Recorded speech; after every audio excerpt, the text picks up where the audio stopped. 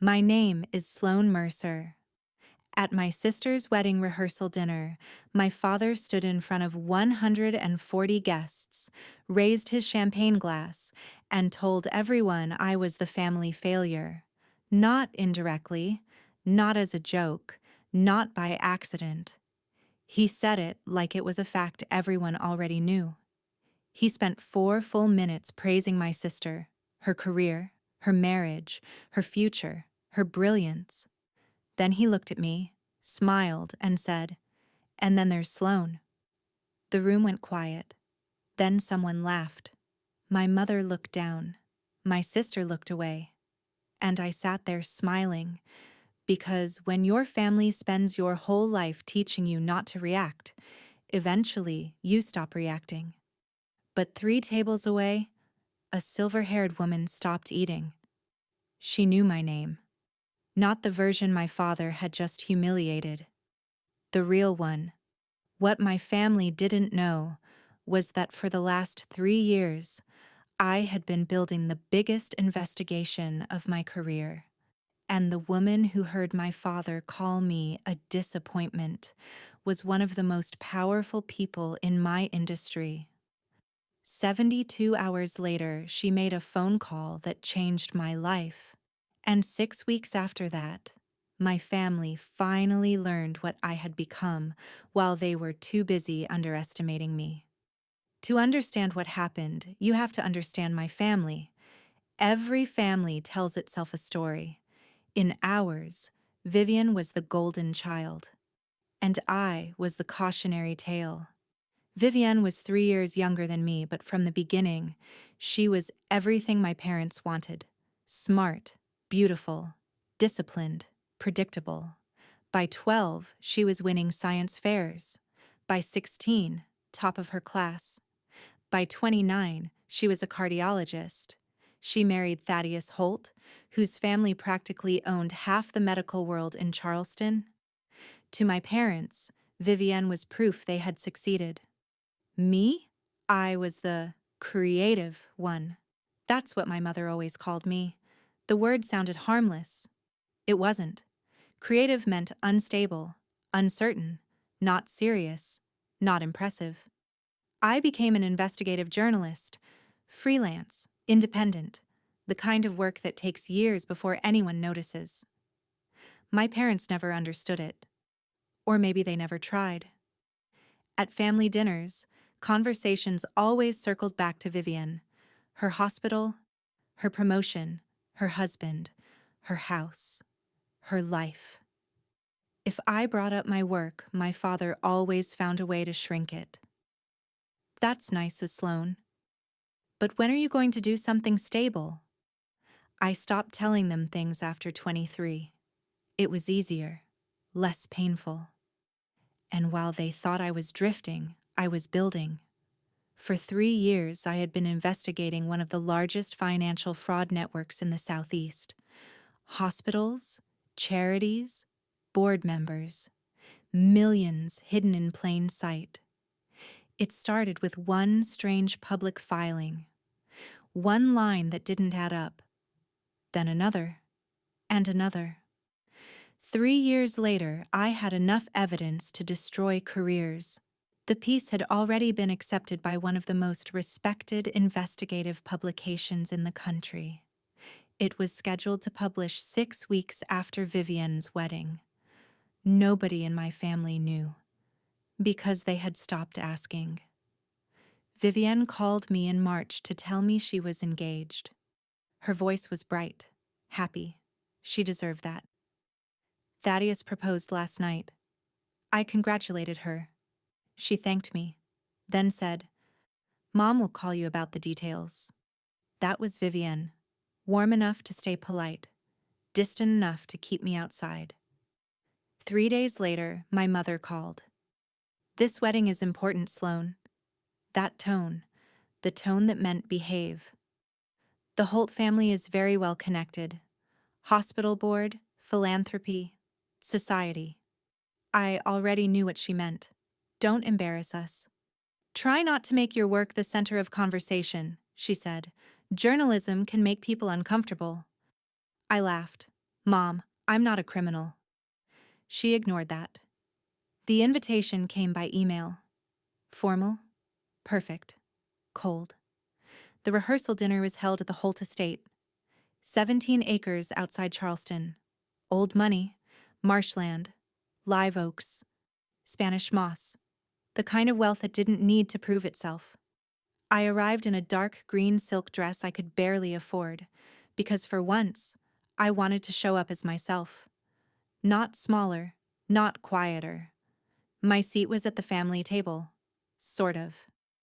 Every chair had a name card, except mine. Mine was a last-minute chair at the far end. No card. Slightly crooked, like someone remembered me too late.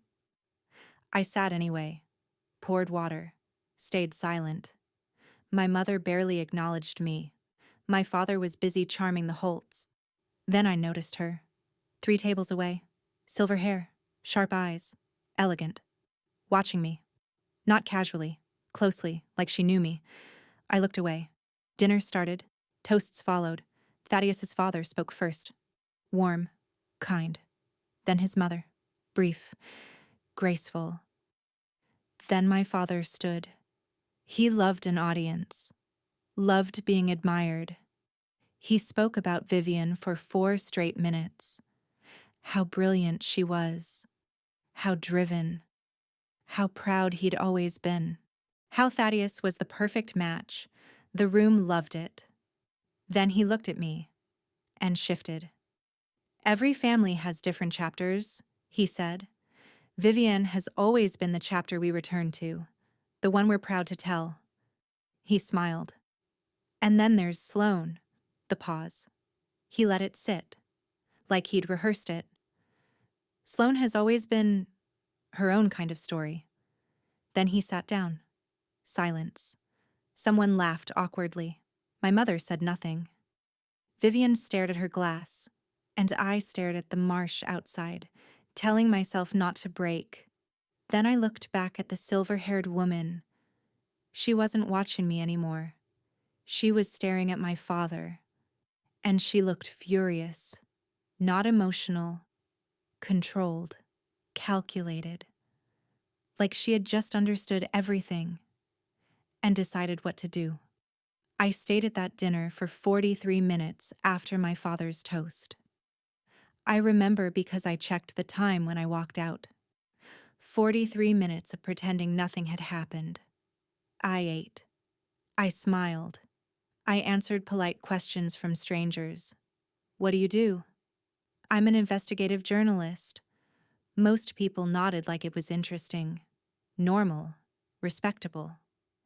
It struck me then how strange it was that complete strangers could respect my work more naturally than my own family ever had.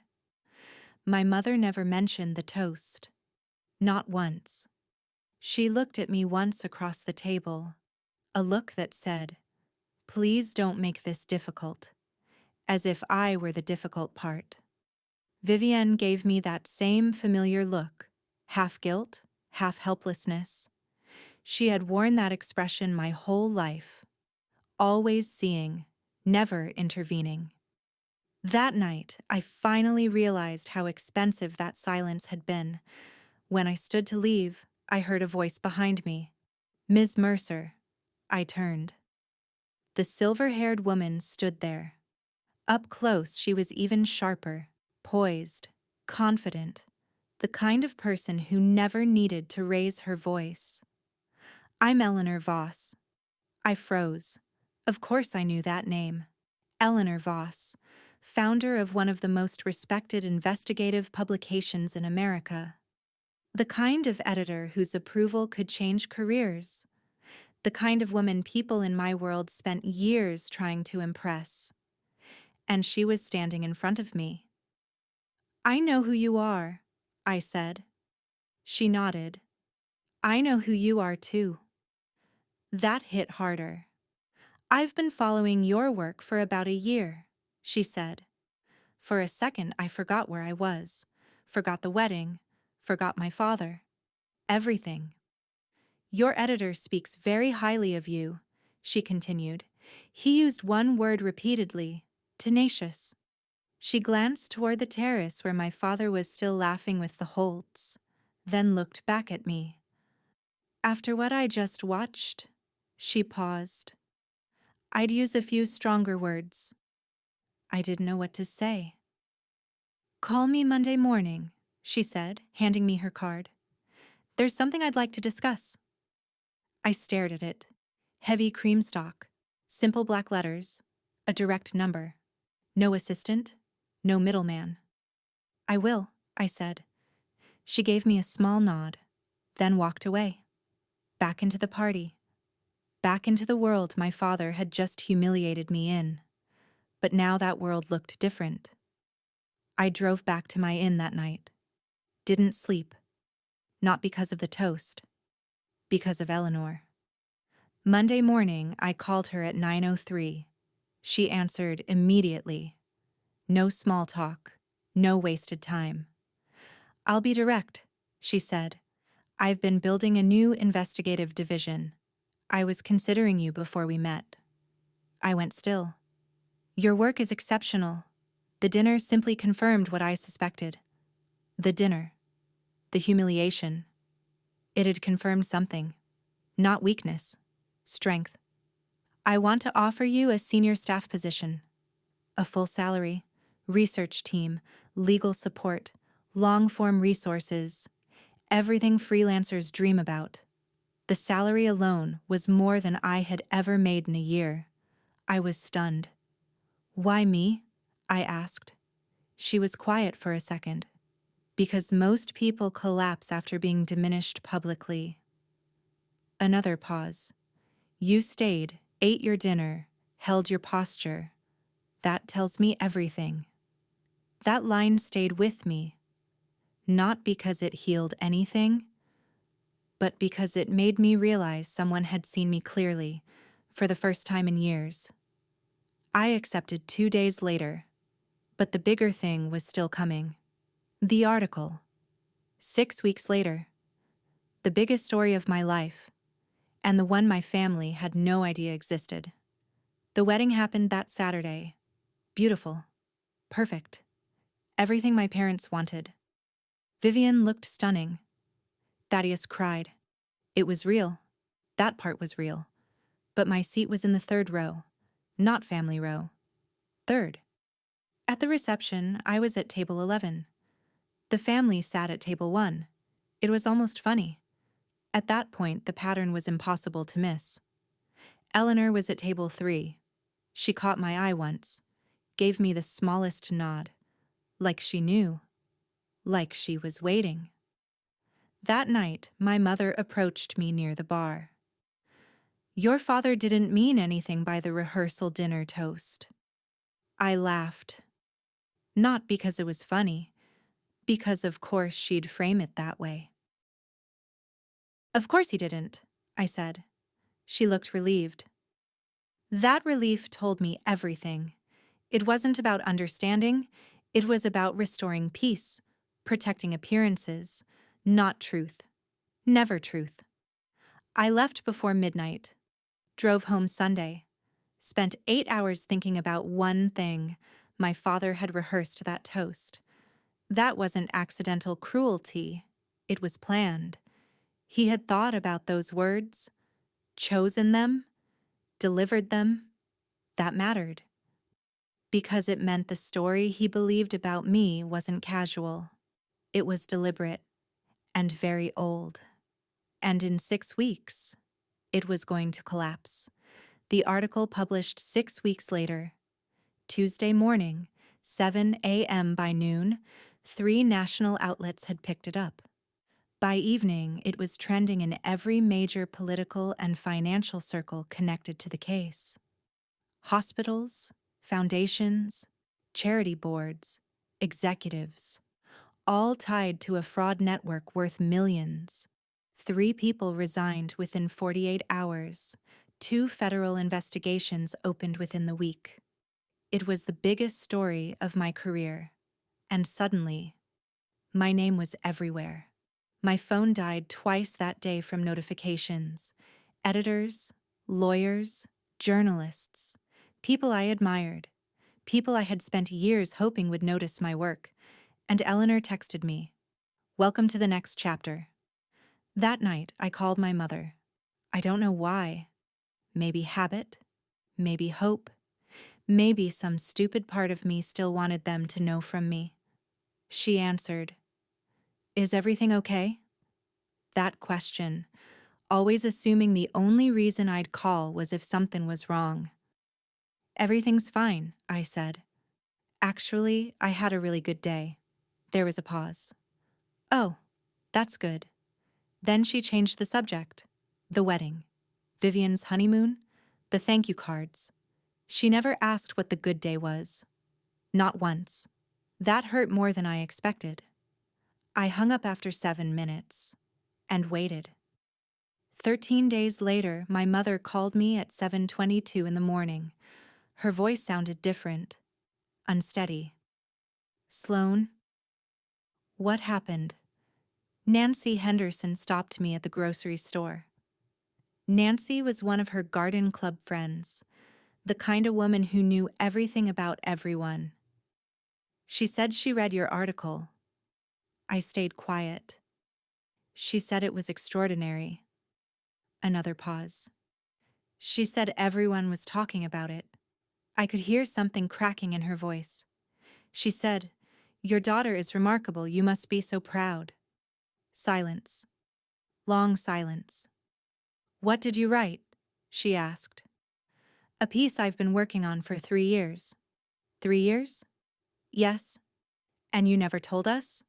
There it was. The question. Not angry. Confused. Almost wounded. "No." "Why?" I took a breath. "Because every time I told you something important, you made it smaller." Silence. "The last time I told Dad about a major piece, he asked when I was going to do something stable." Still silence. "Before that, when I won an award, you asked if I'd thought about getting a real salary." Nothing. "I stopped telling you because telling you hurt." Her breathing changed, slower, heavier. Then she said, "I think I understand." That surprised me. Then I told her the second thing. "I accepted a staff position." "Where?" "Eleanor Voss." She went silent, because even she knew that name. "Eleanor Voss? From the wedding?" "Yes." And then I let her connect it. The rehearsal dinner, the toast, the humiliation, the woman 3 tables away, the card, the offer. She understood all of it. And for the first time in my life, my mother sounded ashamed. "I should have been paying attention," she said. "Yes," I answered. Not cruelly, just honestly. 4 hours later, my father called. His voice was stiff, controlled, like he'd been pacing. "Your mother told me." "Okay." 3 years." "Yes." "Why didn't you tell us?" Same question, different tone. My answer was the same, but this time, I reminded him. "Do you remember what you said in 2021? Silence. "You told me journalism wasn't stable enough." Still silence. "That's when I stopped sharing things with you." A long breath. Then, to my shock, he said, "That's fair." I almost dropped the phone. My father never admitted fault. Not once. Not ever. But then came the real part. Eleanor Voss was at the rehearsal dinner. "Yes." "She heard what I said." "Yes." Long silence. Then, "I embarrassed myself." I corrected him. "You embarrassed me." He inhaled and said, "Yes, I did." That was the closest thing to an apology I'd ever heard from him. But the real humiliation wasn't private. It was public. Because Charleston is small, and rich circles are even smaller. People talked. At charity lunches, at hospital boards, at social dinners. They all knew. The daughter Gordon Mercer dismissed publicly had just broken one of the biggest stories of the year. And one question kept following my parents. "Did you know?" That question destroyed them. Because the truth was simple. They didn't. Not because I hid it. Because they stopped looking, and now everyone knew it. Vivienne called 3 days later. She had just returned from her honeymoon. Her voice was quiet, different. I read everything. I leaned back in my chair. And? She exhaled. It was incredible. There was something else in her voice, too. Something harder. Regret. I didn't know, she said. I know. Silence. Then, at the rehearsal dinner, when Dad said that, she stopped. I waited. I should have said something. That mattered. Because Vivienne never said things like that. I've spent my whole life watching them do it to you, she said, and I kept telling myself it wasn't my place. That one landed, because it was true. Not cruelty, cowardice, passive cowardice, sometimes worse. You looked at your champagne glass, I said. She laughed once, painfully. Yeah, I did. Then, I'm sorry, Sloane. And for the first time in my life, I believed her. A week later, my mother called again. She had gone back and read my old work. All of it. Years of it. Pieces she never knew existed. Awards she never knew I'd won. Investigations she never knew I'd built. She sounded shaken. You're very good at what you do. I sat there staring at the wall. 30 years. And that was the first time she'd ever said it. Thank you. She cried. Not loudly, just quietly, like someone grieving lost time. I miss so much. Yes, I said, again, not cruelly, just honestly. My father didn't call for another 3 weeks. When he did, he sounded smaller, less certain. People keep asking me about your article. That almost made me laugh. Of course they did. I see. I didn't know, he said. There it was, the truth. Not about the article, about me. No, I said. You didn't. He went quiet. Then, I thought I understood you. That line stayed with me, because it was the first honest thing he'd ever said about us. You understood who I was at 19? I said. And you never updated the file. Long silence. Then, that's probably true. That was as close to accountability as my father could get. Months passed. My new job started in January. Eleanor changed everything: resources, support, a team. For the first time, I wasn't surviving between stories. I was building bigger, faster, stronger. And Eleanor became something unexpected. Not a mentor exactly, but close. One afternoon, 3 months in, I asked her, "Why me?" She looked up from her desk. "Because your work was undeniable." "That's not what I mean." She smiled. She knew. "At the rehearsal dinner," she said, "I watched your father reduce you publicly." I stayed quiet. "And I watched you refuse to collapse." That word, collapse. Most people would have left. I almost did. But you didn't. She leaned back. That told me everything. 6 months later, my article won a National Investigative Award. Not the biggest, but big enough. Big enough that people flew in for it. Big enough that my parents wanted to come. My mother asked. My father didn't. I said yes. At the ceremony, they sat in the 4th row. Not the front. Not family seating, just attendees. For the first time in my life, they were sitting in my world, not the other way around. When they announced my name, the room stood. A full standing ovation. I looked out, saw Eleanor clapping, saw Vivienne, saw my mother crying, saw my father frozen, like he was seeing me for the first time. Really seeing me. Afterward, in the hotel lobby, he walked over. Slowly, like he didn't know how, and he put his hand on my shoulder. Awkward, unfamiliar, but real. Then he said, "I'm proud of you, Sloane." No qualifiers, no conditions, no comparisons, just that. And I wish I could tell you that healed everything. It didn't. It healed something, but not everything. Because 30 years of being the family disappointment doesn't disappear because someone finally notices you. But it mattered. It mattered because it was true. And because it came too late to define me. That's the thing nobody tells you. The story your family tells about you isn't permanent. It's just old. And old stories can be wrong. For years, my family saw me as unfinished, unstable, secondary. But while they were repeating that version of me, I kept building, quietly, relentlessly, until one day, someone important looked up and saw the real thing. And once that happened, the old story couldn't survive anymore.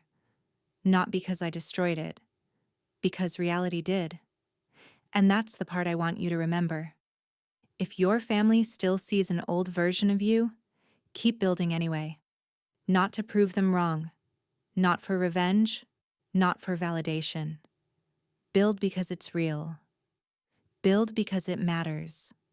And when the right person sees it, the truth has a way of rewriting everything, even if it comes late, especially if it comes late. And no speech, no insult, no old family role can survive the weight of who you've actually become.